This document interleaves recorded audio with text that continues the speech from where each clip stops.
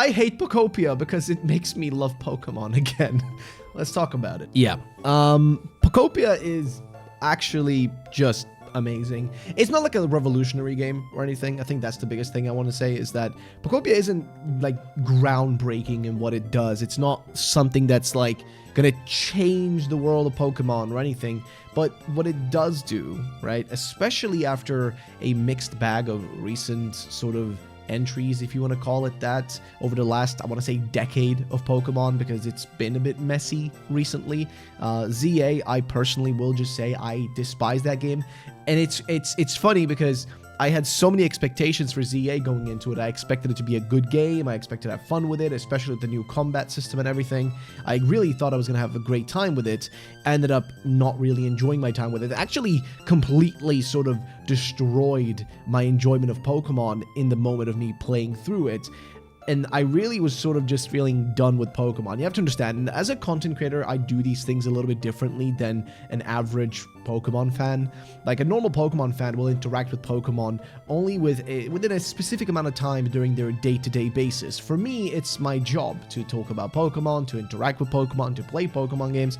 It literally is my entire day, which means that I see it from a different perspective. And that perspective is that, you know, if the games aren't fun, if the games ever do something, I'm going to be extra, you know, sort of annoyed about it, or I'm going to be extra sort of bothered by it, because for most average people, you just play the new game and you move on with your day. You maybe buy the new set of cards, you maybe buy some merch, but you're not sitting and thinking about Pokemon day in, day out every single second, unless you're actively playing VGC or playing Pokemon Go. But even then, you're not actively spending every waking minute of your day, you know, thinking about and looking into Pokemon. Maybe some of you are, but again, that is the minority, not the majority. However, the thing is, for me as a content creator, I spend a lot of my time just playing these games, and Pokopia, what it did was it basically sort of made me like Pokemon again, if that makes any sense, which I know is weird to say as a Pokemon YouTuber, but it has to do a lot with the fact that I think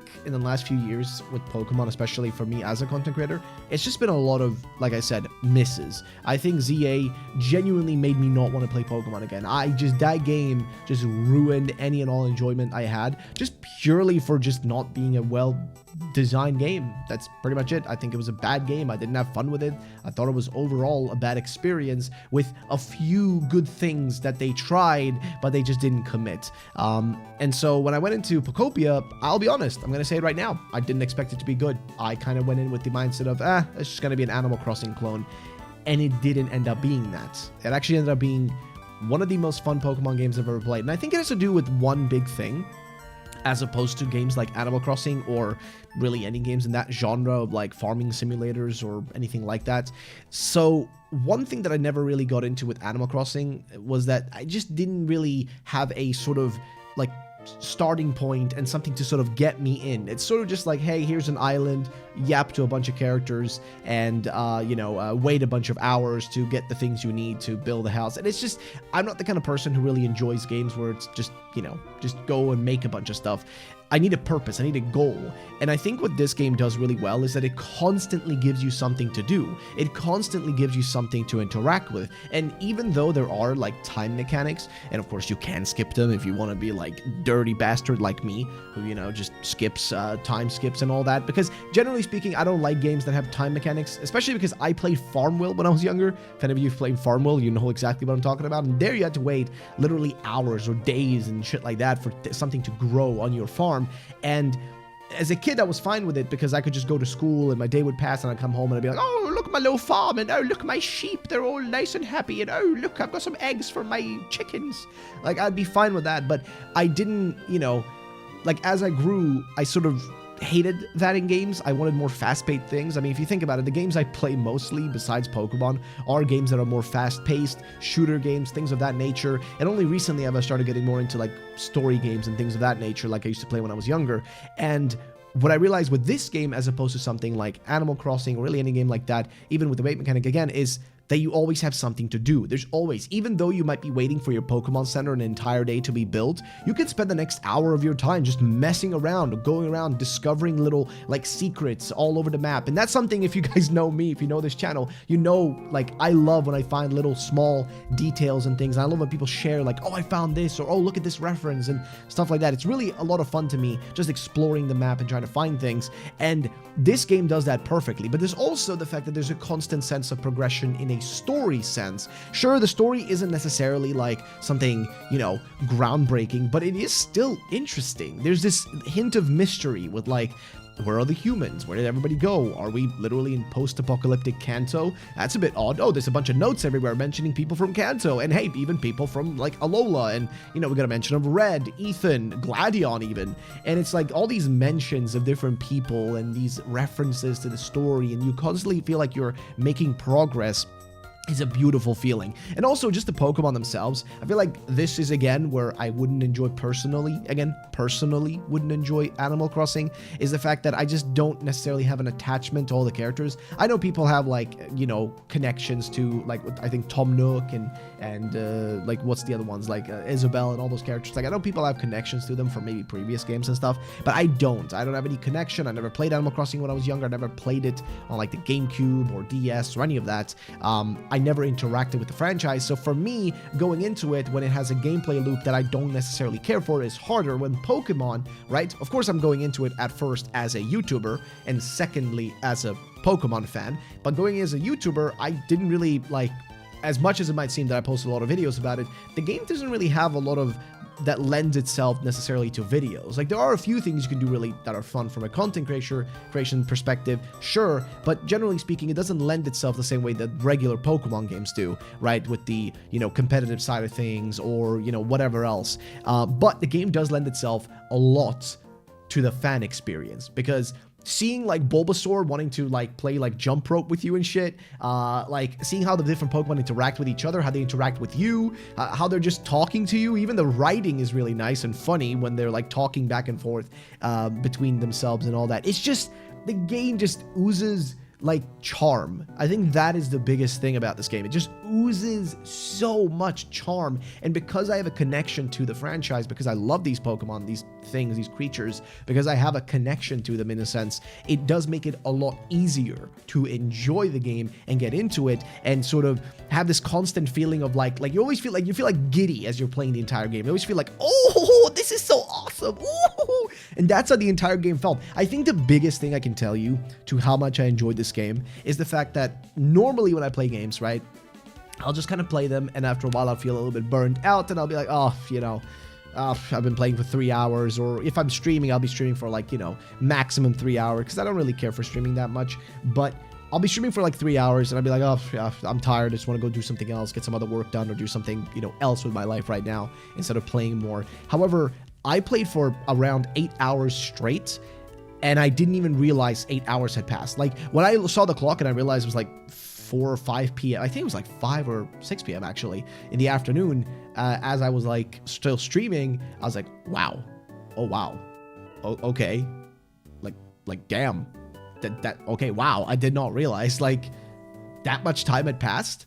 And I think that right there is the biggest compliment I can give this game. The fact that I could play it for 8 hours straight and stream it, mind you, which generally speaking, I enjoy playing games in my own comfort with nobody watching me and stuff, just me silently sitting and playing, you know, with, you know, I was gonna say with myself, that sounds wrong, but just playing the game on my own with nobody like watching over my shoulder and stuff like that. That's usually how I play most of my games, just me and the game, and that's it. However, here, I still kept enjoying it, even with the people watching me, even while I had to yap and talk a bunch, and I could still, like, get lost in the game and just not even think about what time it was, not even look at the clock. And then when I finally did look at the clock and I realized, oh my god, it's like 5 or 6, you know, like 6 p.m., like, holy crap, like, I need to go make food. I gotta make dinner. I gotta do stuff around the house. I didn't realize that so much time had passed.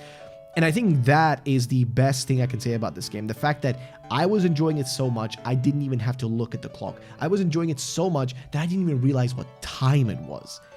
That is to me what proves that this is a great game, at least to me.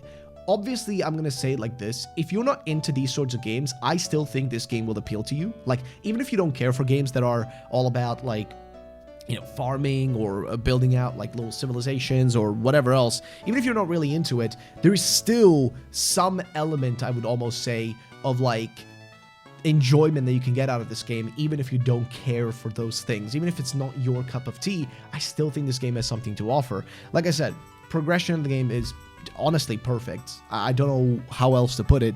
They've somehow made this game perfectly balanced in how you progress. Like, you're constantly doing things, you can constantly have something to do, somebody to interact with, more Pokemon to discover, and even like the small things that they do really stand out. Like, again, I mentioned already, the little lore bits that are kind of strewn about, the different items you can find, different like secret like relics and stuff you can find in the ground, and just, again, the different areas you can explore, because the map is pretty, like, relatively large. You have about like 5 or so, I want to say, zones that you can explore, which represent the different towns from Kanto.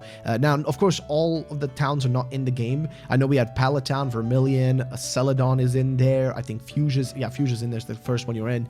And I think we have Pewter as well. I think that's about it. We might have one more that I just forgot the name of, but generally speaking, those are like the areas you get to explore. And I'll be real with you, all of them are perfect. They all feel unique and interesting. There's always something to find. There's tons of Pokemon to meet, and just the mechanic itself of like how to make Pokemon appear by making habitats, that in itself as a mechanic is absolutely fantastic. Like, it's actually so freaking good. Like, I cannot explain to you how fun it is just to like find one of these new habitats and be like, okay, ooh, who's going to show up from this one? You make it and then boom, just like it does the same thing as when you're trying to catch a Pokemon where the Pokeball wiggles 3 times. It does that same thing as it zooms in, like as it zooms in towards the habitat to see what Pokemon's going to pop out. It's just really cool. It's really fun. I don't know how else to put it into words. This game is just fun. It just encapsulates perfectly the concept of fun. Okay, and I don't care what people say about, oh, graphically it's this and that. Like, this game looks the way it's meant to look, right? There's a difference between, a game that looks bad and a game that, stylistically just doesn't necessarily have as many polygons as another game, right? Like, let's put it like this. If you're playing a game like Red Dead Redemption, right? If you're playing Red Dead Redemption 2, you want it to look realistic, because the goal of the game, right, is to make you feel like you are a cowboy lost in, the Wild West and doing your thing. That is what that game is supposed to show, and that's how it's meant to look. It's meant to look realistic to replicate that experience. If you play Pokemon, you want that experience of like, oh, I am in the Pokemon world, how you've seen it in the anime and stuff like that. That's the sort of way you want to see it, right? This game is not meant to be that. It's not meant to be that experience. It's supposed to be a little bit more lighthearted. It's supposed to look the way it looks. It's actually, I think it looks perfect for what they're going for.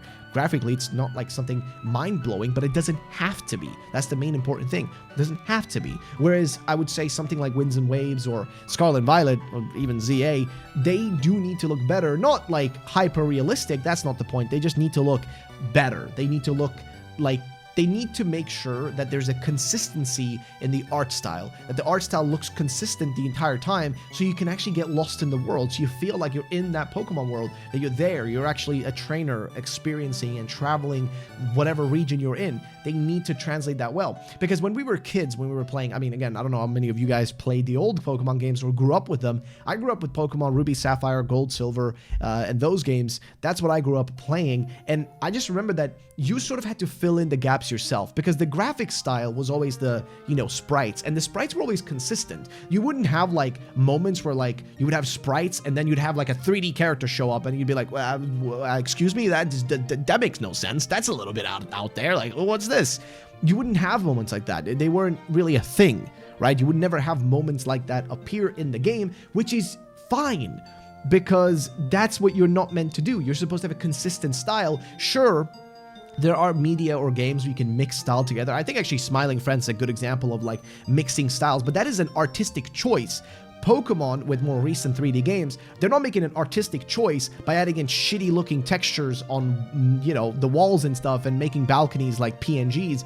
They're not doing that from a stylistic choice. They're doing it out of, I guess, necessity or the fact that they're rushing the game out to get it done. They're doing it for those reasons, not because it's going to make the experience better. Like, the experience of mixing multiple media or styles of media into one thing, that's fine, if that's the purpose. But if the goal is just, hey, yo, the game runs shit, we need to do something to make sure it runs better. How about we make half the game look like absolute dog doo-doo, and that's going to be the best way to do it.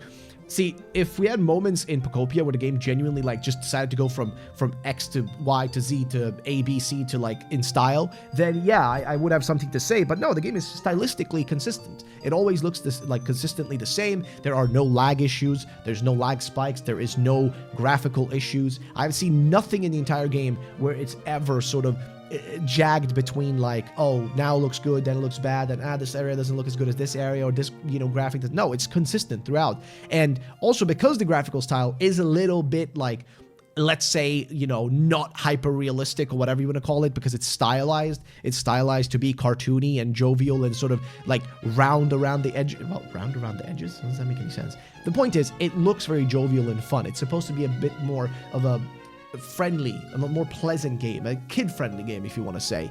And it makes sense given the style of game that it is and the thing they're going for, right? The appeal. They're going for that sort of Dragon Quest Builders. Actually, Dragon Quest Builders is a good example. If you look at Dragon Quest 11, for example, versus Dragon Quest Builders, if you compare those two games, right, one of them looks really, really good and has a consistent art style that is graphically, a lot of people would consider really good looking, right? It looks very, not hyper realistic or anything, but again, looks very, very good. And then Dragon Quest Builders, again, same franchise, but just a different, kind of a spin-off of sorts. That game looks different because it's trying to appeal to a different demographic. It's trying to be a different style of game, which doesn't need the graphics to be that good looking. Instead, it needs to be a bit more light on the eyes and a little bit more simple. And it also helps if a game looks simpler, because then you can add in more stuff. And I think that's where this game really shines, because the fact that every, like, little detail that you find, the fact that every little, how would you call it, like, the fact that all these items you can find are all in the game is kind of nuts, because Pokemon games are very limited. Like, most of the stuff you get is usually just going to be PNGs of items that you have, and you can just attach them to your Pokemon, and it's just, at that point, it's just values. You don't actually ever see in a Pokemon game the actual items you pick up. They're always just a glowing, shiny, like, little sparkle, or they're just a Pokeball that you pick up, and that's where your item is. But in this game, the items are physical objects that you pick up and put down, and you see them in the world. And because the game doesn't have to be graphically super hyper realistic, they're able to essentially create a bunch of items that can be used throughout, that you have as options to pick up. They can make so many items for you to create your perfect, ideal Pokemon home, base, habitat, whatever else you want to. It allows for a lot more creativity and fun for them to make a bunch of cool items. And I think, again, that shines out in this game. That the fact that the graphics didn't have to look the greatest, they just had to be fun, cute. That's all they had to do, and it works. I was lost in the game consistently, throughout, just lost in the fun, and that's what matters the most. And I think that's what I've been missing. I've been missing a Pokemon game where I have fun. Okay, a game where I'm not consistently thinking about, oh man, like, oh dude, like, look at the walls, man, like, because you'll notice it. And that's the worst thing, is if you're playing and you notice the issues with the game, that's where it really sucks the most, is because it takes you out of the experience. It takes you out of the moment, right? Pokopia never does that. The entire time Pokopia stays consistent. I mean, I think the biggest takeaway would be this for me, right, is the fact that when you're running around in Pokopia, all the Pokemon have something to do. They're all constantly walking around, doing things. They'll be interacting with objects, interacting with each other even, right? Whereas if you compare to the NPCs, because remember, these Pokemon, they are technically NPCs as well. If you compare that to Legends ZA, which, mind you, I think Pokopia is a way better game than ZA. I also think Pokopia is a larger game than ZA, because in Pokopia, you have so many different areas, so many different things to do. ZA had one singular city. Okay, one singular city, and sure, you could argue maybe there was more Pokemon in ZA and, more animations and yada, yada, yada. It's all excuses. Here's the thing. In ZA, NPCs, regular humans walking around in the cities and stuff, they don't do anything. They're static objects, they're standing still, there's no interaction, there's nothing happening around them, okay? They're doing nothing. But not in Pokopia. In Pokopia, all the Pokemon are constantly interacting with each other. They're constantly doing things. They're constantly walking around and just acting like living beings, okay? That's what ZA needed. It needed a life. We're in a city, but it feels like an empty parking lot. That is how that game felt, whereas Pokopia actually feels like a fun, like open experience, a place that feels real. Like the Pokemon feel real. They feel like actual creatures that you can interact with, actual characters, right? And I feel like that's where Pokopia really shines, is that it feels alive. It feels real, and I love that. And yeah, I don't know. I think that pretty much summarizes my points, my thoughts. I love this game, and I honestly think that it sort of revived a lot of my love for this franchise. And I kind of also hate it for that, because now I like Pokemon again. Like, I'm enjoying Pokemon again, which I really didn't think this game was going to do it for me. I didn't expect it. Like, genuinely, I thought this game was going to be just, kind of average. I didn't think it was going to do anything. Like, I remember I had a conversation with a few people on Discord, and one of them said, like, this game is going to be the next big thing. And this was before the game came out, and I was like, I don't think so. Like, I really don't think so. It just feels like just a game to appeal to, like, the Animal Crossing fans, and that's it. Meanwhile, here I am now, having played well over 50 hours in the game, spent way too much time on it, and I've had so much fun. And that's the craziest part. I've had fun with Pokopia. I cannot believe it. I genuinely cannot believe that myself. I have had fun with Pokopia. I am enjoying Pokemon. I am now, I hate myself for saying this, getting excited for the next Pokemon entries and games. What have they done to me? Listen, I've been making Pokemon videos for like 15 years, okay? For 15 years, I've been doing this. Ya boy is getting a little tired after a while. I've been doing this like 2011, okay? I'm tired. I've been doing this for way too long. And here I am. And once again, I'm getting excited. And this franchise keeps doing this to me, man. I think I'm out. And then they pull me back in. But I'm glad they pulled me back in, because this game was great. I think a massive shout out to Koei Tecmo. Koei Tecmo, of course, were the people who made this game, as far as I'm aware. It wasn't by Game Freak. It wasn't by them. Though we have to give some credit to Omori. If you guys do not know Omori, he is a long-standing Pokemon developer and Pokemon producer / director. He's directed a few games in the past. The man has a lot of love for like mini games and side activities, and he clashes a lot with another person who used to be involved with the Pokemon mainline series, which is Masuda. The two of them often clash into each other with their differing opinions. At least we've seen that from some leaked details in the past, from leaked documents. They do clash with each other, which is unfortunate, because I think like both of them would, if they just, been able to reconcile a lot of their differences, could have made some of the best Pokemon games of all time, if they had just sort of honed in on just trying to make the best of both worlds. But Omori has been involved with this game, kind of as a supervising producer or something along those lines, not like directly being the one developing it, but clearly he's given some details or input on what they could and should do, and also what they shouldn't do. But overall, this experience has been just great. This game is just fun. I don't know how else to say it. I just think this game is a lot of fun. I loved it. And I hope you guys will enjoy it too. I think it's worth it to get the game at this point. Maybe ideally, actually, you know what, I'll say like this.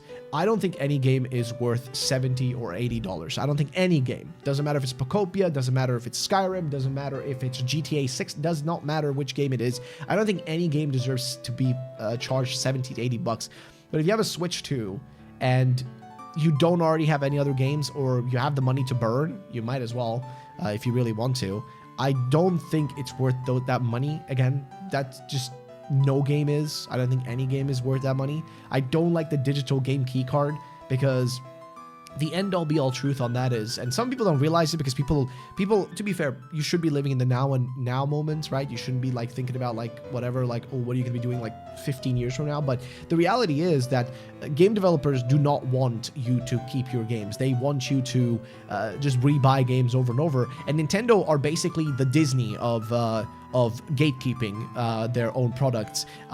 They are famously known for not wanting to re-release old games. And as such, people are essentially forced to create emulators and forced to crack their devices to be able to dump these games so we can keep them for the future. There's a lot of games from the past that if you didn't have the original copies and, you had no way of accessing the original copies or able to play it on emulator, you just wouldn't be able to play them. Like, realistically, Ruby, Sapphire, Emerald, those games are stuck in the past. Like, realistically, they're stuck in the past right now if it wasn't for emulators. And if you look at it, some of the most played games on emulators are Ruby ROM hacks and Ruby games and things of that nature. Those are some of the most played games. And without, you know, people being able to dump the files and all this kind of stuff, they would be lost to time, like literally lost to time. And only the few people that have actual cartridges, like myself, I have one in the back, would be able to actually, you know, experience and play these things. So what I'm trying to say is that I'm a little scared about the game keycard thing, because that means that at some point in the future, some distant point in the future, nobody will be able to experience this game again. Why? Because there'll be nobody to buy it, because the Switch 2 by then will have been obsolete. Like, you got to think about it. At one point in time, the 3DS was new. At one point in time, the Game Boy Advance was new. At one point in time, the Game Boy was new. My point is that these things, they pass by, right? Things become obsolete and they move on to the next product, and they just want you to consume more and more and more. Whereas I feel like there's a lot of joy to be found in older games and things from the past that you can enjoy that are still good, still hold up really well, but unfortunately, there's no way to play it unless you are willing to splurge like $200 for a singular copy of a game, which I think is ridiculous, but that's just how the world is nowadays. You don't really have many other options. But yeah, that's like the one thing that I do not appreciate about this game is the price. Because the price is steep, especially given how rough things are for most people nowadays. I mean, I've seen that Pokopia has sold really well. Pokopia is sitting at like, I think it sold 2 million copies within the first, if I'm not mistaken, the first 4 days of release, which is, mind you, really good for a spin-off game. This is still a spin-off game. This is not a mainline Pokemon game, which means it's automatically going to lose a lot of people's interest because, one, it's not going to have the same level of budget of promotion. It's not going to have the same amount of interest from people who, like, let's say if you're a VGC player and you only care about VGC, you're not going to be as inclined to go and get it. Also, if you're somebody who shiny hunts, you might have learned that the game doesn't have shiny hunting. I actually saw a lot of people in my chat when I was trying to figure out if the game has shiny hunting. People kept asking me, is there shiny hunting? I was like, I don't think so. And then people were like, okay, cool, I'm not buying the game. Because a lot of people, that's what they care about. That's what they want to enjoy. That's what they care for. So you're already losing a lot of potential there. But the fact that 2 million people still went out to buy this on the Switch 2, mind you, which has about 18 million handhelds sold, which is still a good number of sales, right? 18 million is solid. But if you think about the comparison point of like, okay, 18 million people have this, 2 million bought this, but also all those other things I said about the people that may not even care about this type of game, the fact that there's no combat in the game, the fact there's no shiny hunting, the fact that the game is appealing to a very specific audience, the fact that the graphic style is very, like, maybe not a bit unappealing to certain people. All of that mixed together means that this game had a lot of things going against it versus going for it, right? But instead what it did was it upped the sales of the Switch 2. They actually sold more Switches because of this game. It sold 2 million copies in 4 days. Again, 4 days. We don't know the total sales count by the end of it. Like, we'll know about that probably a month or two from now when they do like another fiscal meeting or whatever, where they reveal a bunch of data and information. That's when we will actually know the true numbers. But it is just a little, like, crazy to think, oh my lord, like, wow, they actually did really well with this game. Like, it sold really well, and it managed to get this many people interested, even still with so much going against it, which is crazy. And I think what also helped this game was the fact that a lot of people really loved Fire Red Leaf Green being back. I think Fire Red Leaf Green sold incredibly well with those re-releases, which is why I think we're probably going to see more of those re-releases happening soon. Like, I'm pretty sure we're going to see, like, Ruby, Sapphire, Emerald in the not-so-distant future as well. But that definitely helped. That definitely helped with the sales of Pokopia, because I think people were sort of back in the Pokemon hype, you know, with Winds and Waves revealed, with Fire Red Leaf Green re-releasing on, you know, Switch 1, Switch 2, all that. And then Pokopia just like a week later. And on top of that, we got Pokemon Champions coming out soon, and XD Gale of Darkness. I think just the Pokemon Mania for the 30th anniversary, as much as they're not like, as much as it might seem like they're not doing a lot, which it does feel like they aren't doing a lot. Like, they haven't announced, like, as many massive things. Like, we know there's a new TCG set coming out, but they only said they're doing it, but they didn't say what it was, when it was, or any of that. They didn't really show truly what that new collection is going to be like. They didn't really mention anything, but we know it's coming. It's just odd.